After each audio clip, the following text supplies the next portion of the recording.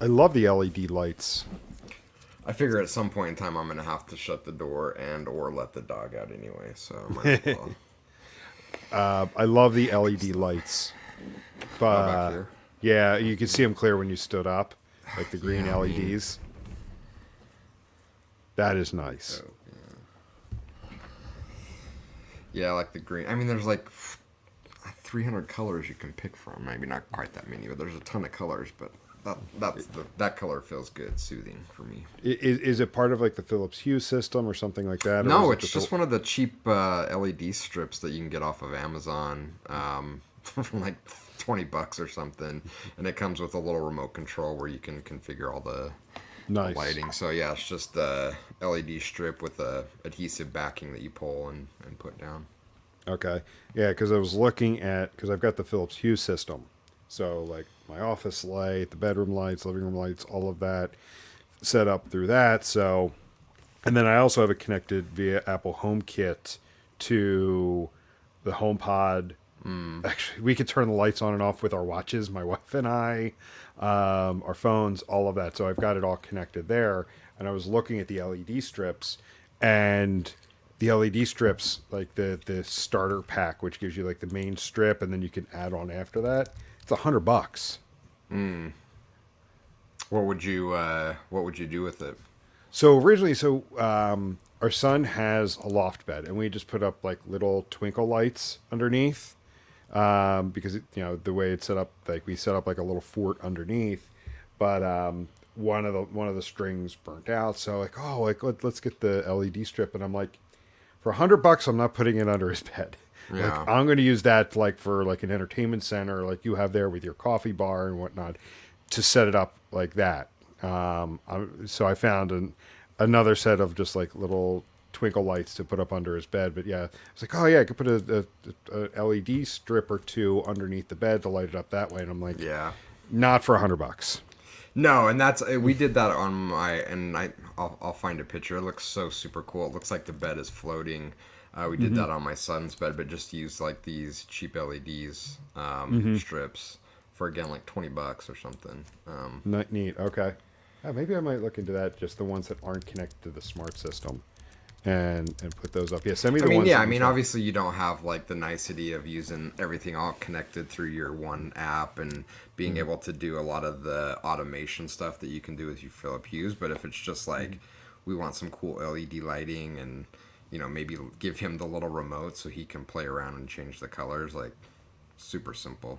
Yeah, yeah, I might go that route then, because I do have it. I do have an extra smart plug that I can at least turn them on and off with everything else. Because Oh like one yeah, of the yeah. things I do, I have all of the lights programmed so that at night, like at 11:30 at night, I have a routine that runs to make sure everything is shut off. So just in case like we forget to turn lights off, everything shuts off at the end of the night. Nice. Yeah, yeah. Go check those out. There are a ton of them on Mm-hmm. Amazon, and they're super easy to set up. Yeah. So where I was hoping to pivot into our conversation, but it's just not going to be as smooth.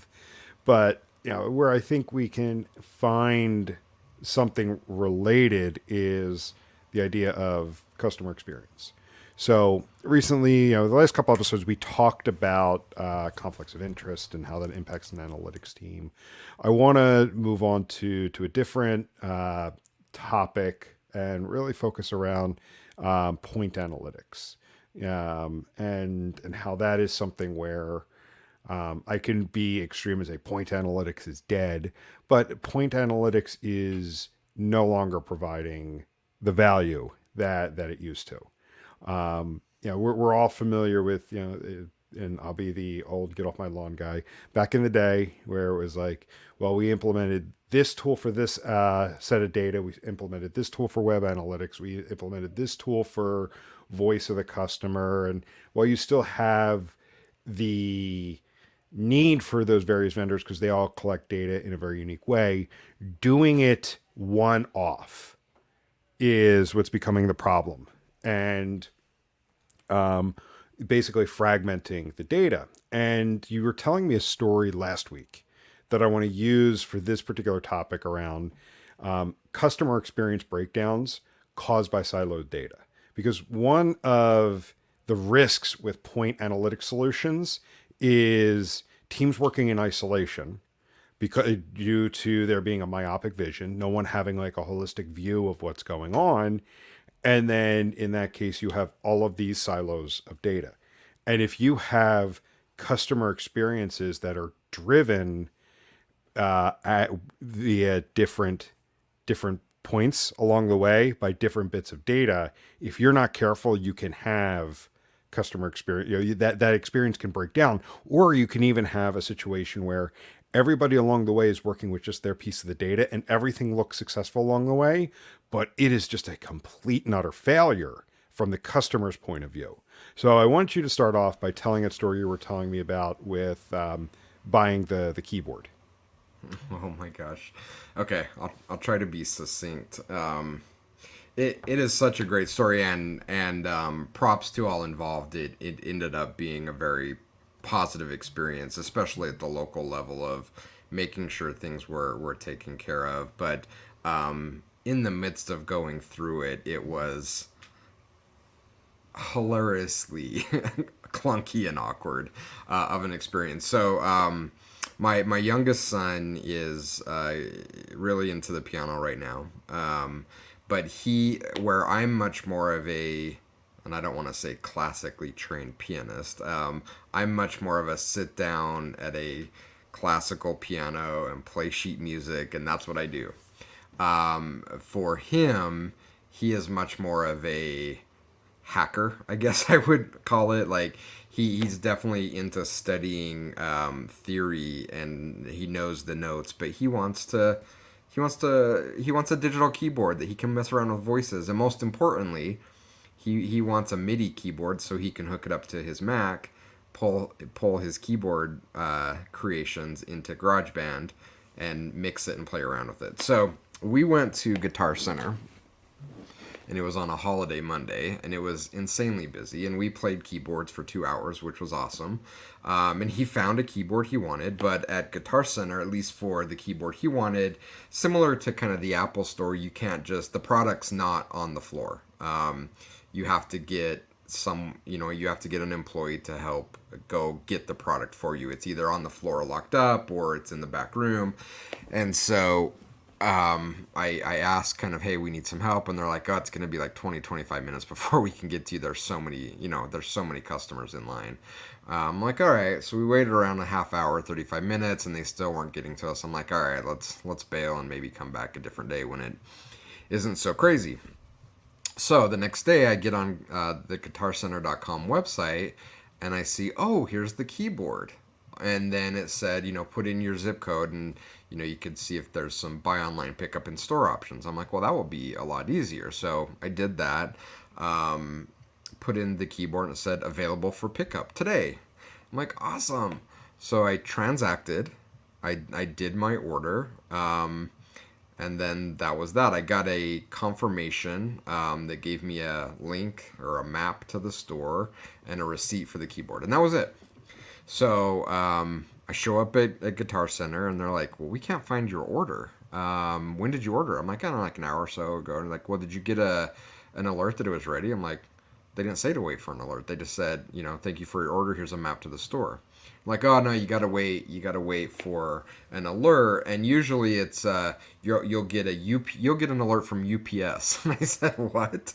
Like, yeah, you'll get an alert from UPS with a tracking code for the keyboard. I'm like, no, I'm not having it. I didn't do like an online order. I did a buy online, pick up in store. Like, yeah. We don't house the products here that you buy online, pick up in store. You buy that, and then it has to ship from one of our warehouses or fulfillment centers to the store. And then once we receive it from UPS, then you can come and pick it up in the store. I'm like, well, why wouldn't I just have it shipped to my house? This is really weird. I'm like, but it said available for pickup today. They're like, no. Like, yeah, it's clunky, and sorry, we don't control any of that. But no, like, it's probably 2 or 3 days for UPS to ship it here. I'm like, and then I looked up on a rack that like had behind a cage up on the wall. I'm like, it's that keyboard. And I pointed to it. I'm like, that's the one I ordered, and I want that one. Like, yeah, I wish I could sell you that one, but we can't fulfill the order that you placed online with inventory we have in the store. We can only fulfill it with inventory from one of our warehouses. I'm like, this is the dumbest thing I've ever heard. Like, what are you talking about? Like, yeah, I'm like, okay, well, I want to well, how about we cancel my online order and I just purchase that one? He's like, I would love to do it, but that's in another system and we can't cancel it until it's actually been delivered here and the data's been transferred to this new system. And I'm like, oh my gosh, you guys, come on. I'm like, all right, I'll just buy 2 keyboards. And when the other one shows up, I'll cancel it. So ended up buying another of the keyboard from the one in the store. So I ended up with, essentially 2 keyboards.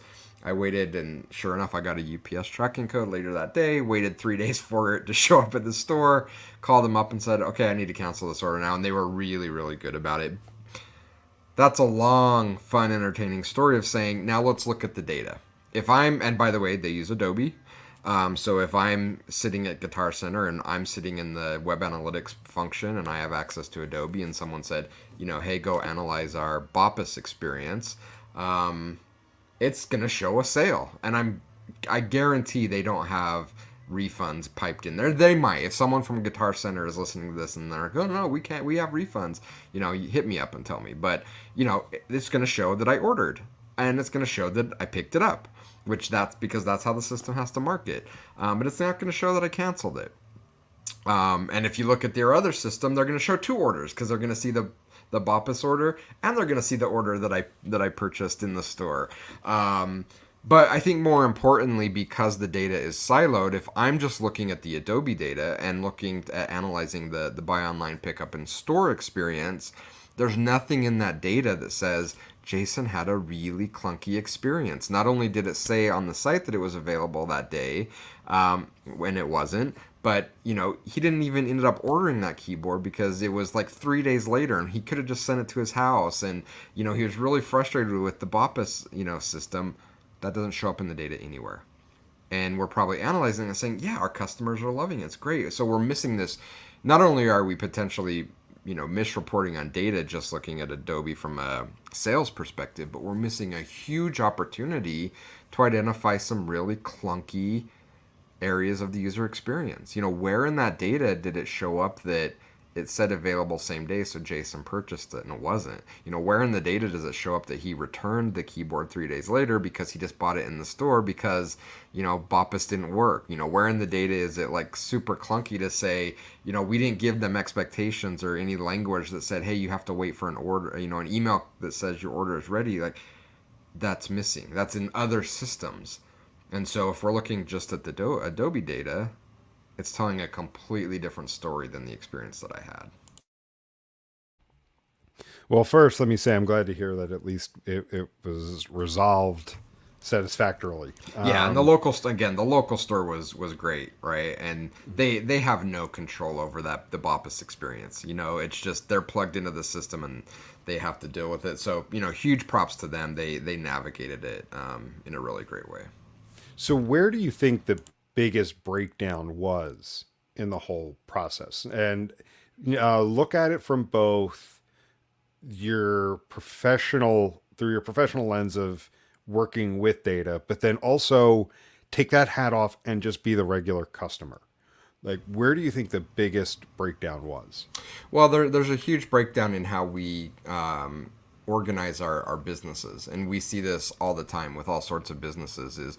The people that own GuitarCenter.com are probably in like some group called e-commerce or web or digital, and that's their purview. And they see everything from a digital perspective. And whether they added this component because of COVID or it was there before because 2014, 15, people really started to do buy online, pick up in store. That really started to pick up. But it's kind of an afterthought of what that experience is. It's, well, we just kind of program that in so you can do it from a web experience perspective, but they're not thinking about what happens when you're not on the web. And we've talked about the importance of the customer experience with your brand as the entirety of the experience, including the shipper. And I think some of the stories I've had is like using, paying for something super expensive and then having it fulfilled by a low-end shipper and having a really bad experience with the shipper. That's part of your brand's experience that you're creating. And so I think that's where the breakdown is for something like this is it's the web teams, it's the e-commerce teams' responsibility to wire Boppus or Bopus or however we're saying it into the website. but that's their purview. They have blinders on to the broader experience, both from a data perspective and from a user experience perspective. And so they're not even thinking about, well, what does it mean for Jason off of the site fulfilling this order? They're not thinking about it. They're not evaluated by it. They often have separate leadership, right? So the e-commerce executive leadership is often very different from the leadership for the brick and mortar locations. And so very rarely in these companies do you have centralized leadership that's saying, we need to get both of these as point solutions, right? But we also need to make sure that our customers that are using our mobile app and our website and our brick and mortar have a unified, really great experience. Very, very few companies are doing that well. Chick-fil-A, Target, those are the companies you want to copy because they're doing it amazing. Everyone else, pretty mediocre. And my feeling is when I see these, when I've experienced them, I feel as though those involved with it have never put themselves in the shoe of the customer. Ding, ding, ding, ding, ding. like actually, let's browse our site, let's transact on our site, let's go through the different flows as a customer, and actually feel like what it's like to make one of these purchases, and to want something like that. And I've seen it where like no one's concerned that they can't make a test transaction.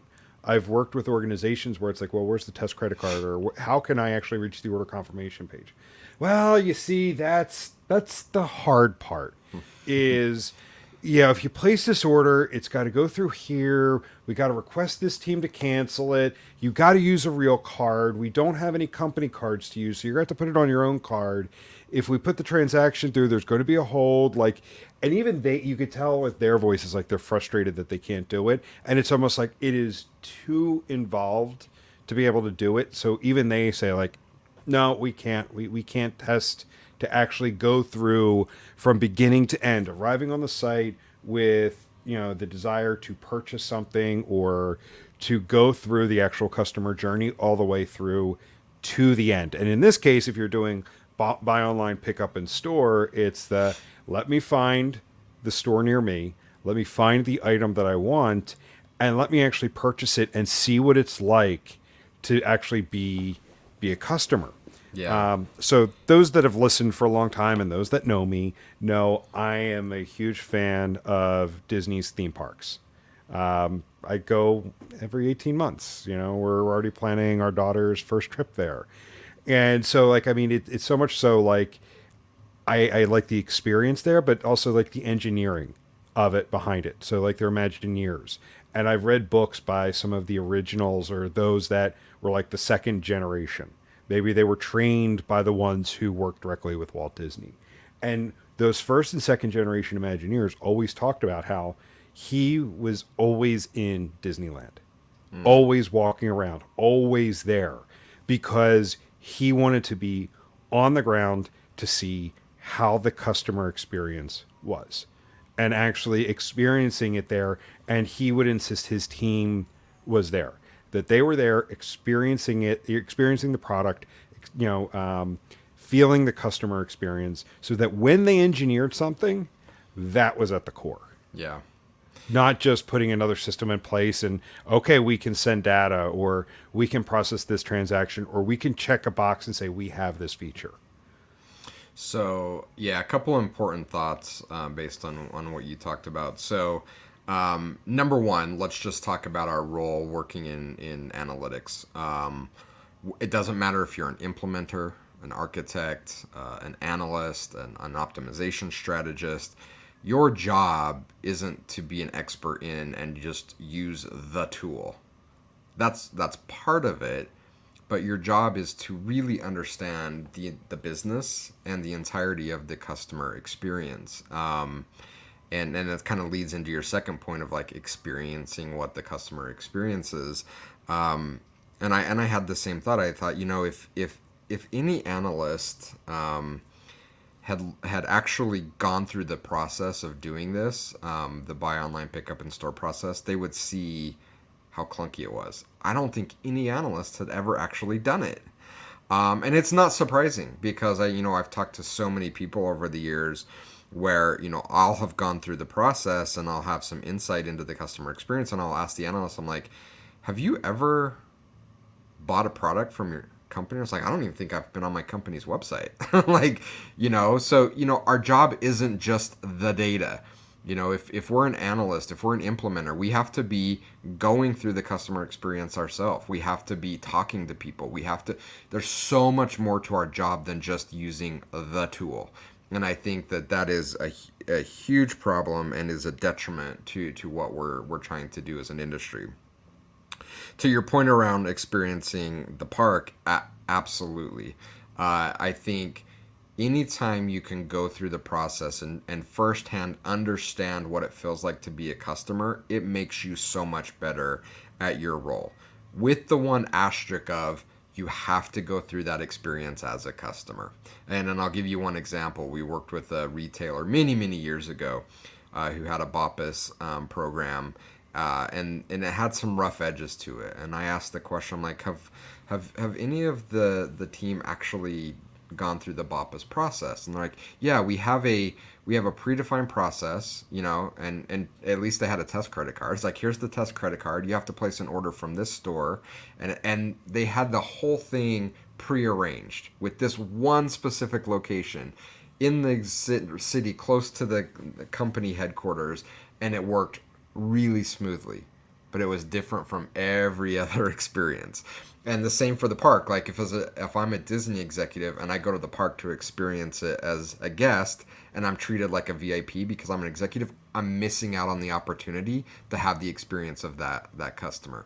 If the same for any of them. If I'm a CEO or I'm an analyst and I want to see what it's like to use our mobile app and then have an offline experience in store, but I'm seen as like not the, I need to do the undercover boss approach, because if I'm seen as the CEO or the analyst and they know me, they're like, oh, let's make sure they get the best experience.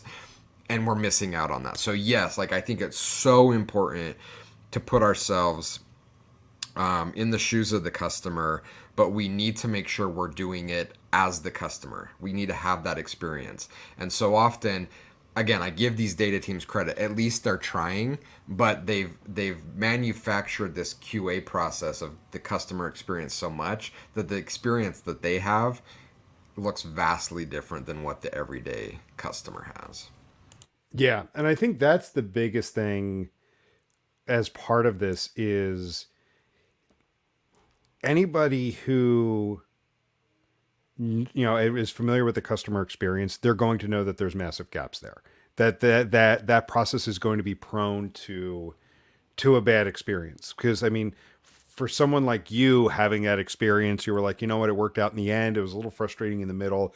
There are going to be others that are going to be like, F this, I'm never coming back. Yeah. This was absolutely terrible. And so one of our clients, and again, if you look at the web data, that doesn't tell that story, and that's exactly the danger, right? And that's the thing, is people like just living in the office and not getting out of the office and experiencing the product. So at one point, I took I went to a product management course, and the guy had a great acronym, NIHIDO.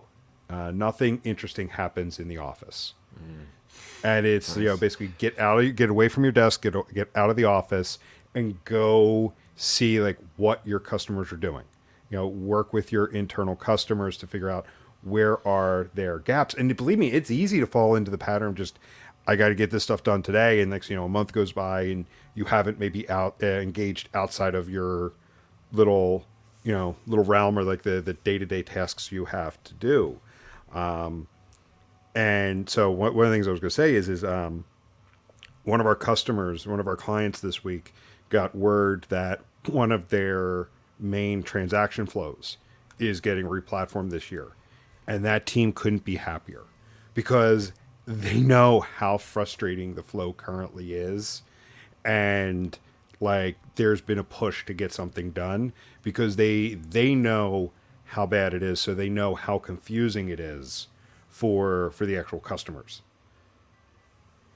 Yeah, yeah. I think I would like to say let's look at this not only externally but internally as well.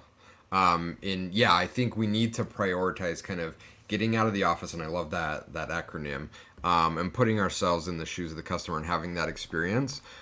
We also should be doing that with our internal customers as well. And I think this is kind of a good continuation of our previous conversations where we've talked about running an analytics practice like a business. We have our customers that are external customers that are buying from our brand, and then as an analytics team we have our internal customers that are buying from us. So not only do we need to be spending time with the external customers, we need to be spending time with our internal customers as well. And when I ran analytics client side, it was one of the most valuable things that I did. I would go and sit in the call center for a day and just plug in and listen. I would go sit with our engineers and just watch them and ask questions. I would go sit with our creative team and UX team and watch what they did. And I think I even did that with one of our clients, Hallmark, when we were in Kansas City. We went to one of their partners where they do the glass, the one-way mirror thing, the two-way mirror thing. Oh, the usability study? They do the usability studies, and we're back in the room when with our seats, and we have this whole spread of food, and we're watching it. I'm like, this is so insightful, and I came up with so many ideas for the web data just watching that. So, as a web analytics team, we needed to be thinking about putting ourselves in the shoes of both of our customers, our external customers and our internal customers. Yeah, and that's why I do enjoy client visits, and we're now finally getting back into a position where it's easier to go into the office with clients, because there were several clients I would visit on a quarterly basis, and then COVID put an end to that, and then it was a slow kind of rebound to getting to that, because there's sometimes it's just, don't get me wrong, I love working from home. I love it. I love not going into an office, but it's good to get out and visit those clients, because there have been times where I've visited and they've, as part of the tour of the campus, like you get the experience of what it's like, not just working there, but the experience they want to create for their customers. Now, there's a couple clients that come immediately to mind where the office is built around the experience that they want to create, and I think it's their way of bringing that into the corporate campus to remind people that, okay, this is where our corporate headquarters and the majority of our folks are situated, but maybe we have retail locations that are spread throughout the country, or our online presence reaches our customers in this way, so you need to think about these things. Yeah. And what's cool about one of our clients is you get to use their product to get to their office to hang out Yes. with them, which is Yes, also super cool. that is part of it. Is Yeah. Yeah, I actually use their product. I've actually been using their product long before I got to work with them. But yes, that is part of it. Is with working with them, is I use their product to get there, and they really drive that. They want to make sure that everybody who works with them gets to experience their product. Yeah. And just as a side note, and I've already planted this seed with one of our clients, of one of the engagements that I'm driving. I'm like, by the way, that we do this full immersion thing, and I'm coming down to Vegas to experience your product. And part of it is just an excuse because there's a lot of amazing restaurants in your location that I want to eat at. But also part of it is that, like, it's one thing to experience the .com side of it, but it's the entirety of the experience that we need to understand in order to really provide you the level of services that we want to provide, and the type of experience that we want to provide you as a client. There's simply, and I agree with you, I love working from home as well, but there's simply no substitute for actually going and experiencing the experience.